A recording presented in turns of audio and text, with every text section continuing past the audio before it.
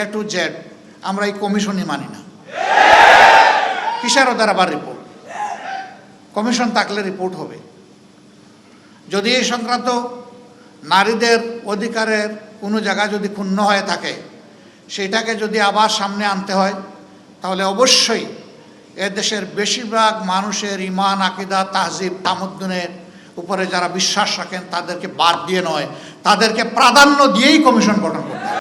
প্রথম কথা হলো, গঠিত এই কমিশন এই জাতির চিন্তা, চেতনা, তাহজিব, তামাদ্দুন এবং বিশেষভাবে আল্লাহ তাআলার আইনের বিরুদ্ধে অবস্থান নেওয়ার কারণে তারা প্রত্যাখ্যাত বলে আমরা ঘোষণা করছি। এদের রিপোর্ট বাতিল করার কোনো ব্যাপার নাই, এদেরকেই আগে প্রত্যাখ্যান করতে হবে। এরা প্রত্যাখ্যাত হলে এদের রিপোর্টও শেষ। 2 নম্বর, আমাদেরকে একটু ভাবতে হবে আমাদেরকে কোন দিকে নিয়ে যাওয়ার জন্য জোর করে চেষ্টা করা হচ্ছে। আমাদের শিশুকালে আমরা দেখেছি আমাদের শিক্ষাদান শুরু হতো মক্তবের পাঠ দিয়ে। সকালবেলা মক্তবে যেতাম, ওখান থেকে আসার পরে গোসল করে মা কাপড় পরিয়ে বই হাতে ধরিয়ে স্কুলে পাঠিয়ে দিতেন।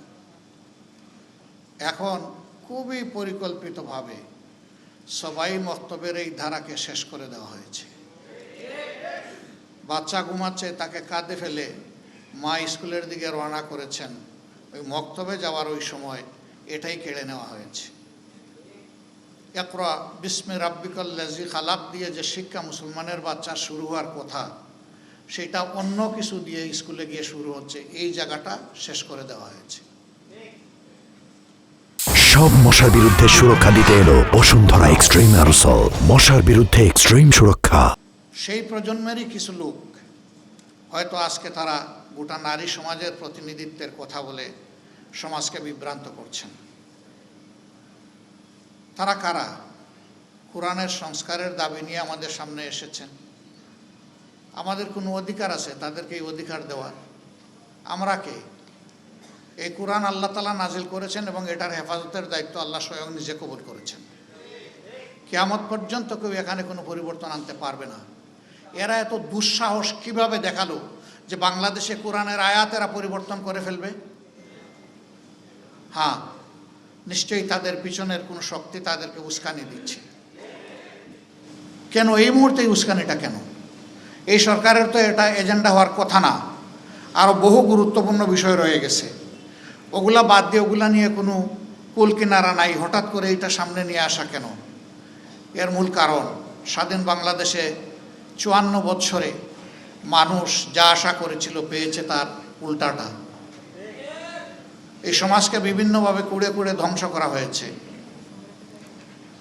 এখন এদেশের দিনদার ইমানদার যে শক্তিটা জেগে উঠেছে, তাকে নিয়ে মানুষ নতুনভাবে স্বপ্ন দেখা শুরু করেছে। এই জায়গায় ইসলামী শক্তির মুখোমুখি আরেকটা শক্তিকে দাঁড় করিয়ে দেওয়া হচ্ছে, জনগণের দৃষ্টিকে ভিন্ন দিকে প্রবাহিত করার জন্য, নিয়ে যাওয়ার জন্য। অতীতের সকল চক্রান্ত এদেশের মুসলমানরা ঐক্যবদ্ধভাবে প্রতিহত করেছেন। ইনশাআল্লাহ এই চক্রান্ত টিকবে না, এটাও ভেসে যাবে ইনশাআল্লাহ। এরা শুধু আল্লাহ তাআলার কোরআন বিরোধী প্রস্তাবনা নিয়ে আসে নাই, এরা নিজেরা স্ববিরোধীও বটে। একদিকে তাদের ভাষায় তারা নারী পুরুষের সমান অধিকার চায়, আবার তারা বলতেছে সব জায়গায় এত % কোটা নির্ধারণ করতে হবে। তো এটা তো স্ববিরোধী হয়ে গেল না? অধিকার যদি সমান হয় কোটার প্রশ্ন আসবে কেন? যার যার যোগ্যতা প্রমাণ করে নিজ জায়গায় চলে যাও, তাইলে তো কোটার দরকার নাই। কোটা দেওয়া হয় পিছিয়ে পড়া বংশকে তাদেরকে সুযোগ দেওয়ার জন্যে। নারীরা এই দেশে পিছিয়ে পড়ে নাই। নারীরা আমাদের মা, আমাদের বোন, আমাদের কন্যা, আমাদের ইজ্জত এবং সম্মানের প্রতীক। এরা তার সব কিছু তছনছ করে দিতে চায়। পরিবারে পরিবারে এরা দাঙ্গা লাগাতে চায়। এখানে প্রস্তাবনায় ম্যারিটাল রেপ বলে একটা কথা এসেছে। রেপ তো রেপই, রেপ তো দুইটা অসৎ পুরুষ আর নারী যখন একত্রিত হয় বিবাহ বহির্ভূত পন্থায়, সেটার নাম রেপ হবে। বিবাহিত জীবনে রেপের প্রশ্ন আসলো কেন? এর মাধ্যমে স্বামী স্ত্রীতে ঝগড়া লাগিয়ে আমাদের আদালতগুলোতে এই মামলা দিয়ে পরিপূর্ণ করে দেওয়া এদের উদ্দেশ্য। এরা সমাজের বিপর্যয়ের জন্য এই প্রস্তাবনাগুলো এনেছে। এই জন্য আবারও বলি, এ টু জেড আমরা এই কমিশনই মানি না। কিসের ওদের আবার রিপোর্ট? কমিশন থাকলে রিপোর্ট হবে। যদি এই সংক্রান্ত নারীদের অধিকারের কোনো জায়গা যদি ক্ষুণ্ণ হয়ে থাকে, সেটাকে যদি আবার সামনে আনতে হয়, তাহলে অবশ্যই এ দেশের বেশিরভাগ মানুষের ঈমান, আকীদা, তাহজিব, তামাদ্দুনের উপরে যারা বিশ্বাস রাখেন তাদেরকে বাদ দিয়ে নয়, তাদেরকে প্রাধান্য দিয়েই কমিশন গঠন করতে হবে। এই কমিশনে দুঃখজনকভাবে সেই রকম একজন নারীকেও রাখা হয়নি। এখানেই তো এটা পক্ষপাত দুষ্ট। আমরা এটা মানব না, আমাদের সাফ কথা, এটা মানব না আমরা। এর জন্য কোনো আন্দোলনেও আমরা যেতে চাই না, কিন্তু যদি আমাদেরকে বাধ্য করা হয় অবশ্যই আমরা আন্দোলনে যাব। সম্মানিত ভাইয়েরা, যেহেতু নামাজের সময় হয়ে গেছে, আরও গুরুত্বপূর্ণ ব্যক্তিরা রয়েছেন, তারা কথা বলবেন। এই জন্যে আমি আমার দলের পক্ষ থেকে আজকের এই আয়োজনের প্রতি পূর্ণ সংহতি প্রকাশ করার জন্য এখানে এসেছি। ইনশাআল্লাহ আমরা হাতে হাত ধরে দিন এবং সমাজের সকল কল্যাণকর কাজ একসাথে করব ইনশাআল্লাহ।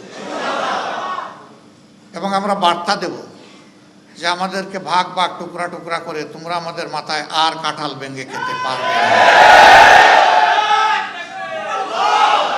আল্লাহ তাআলা আমাদেরকে তৌফিক দান করুন।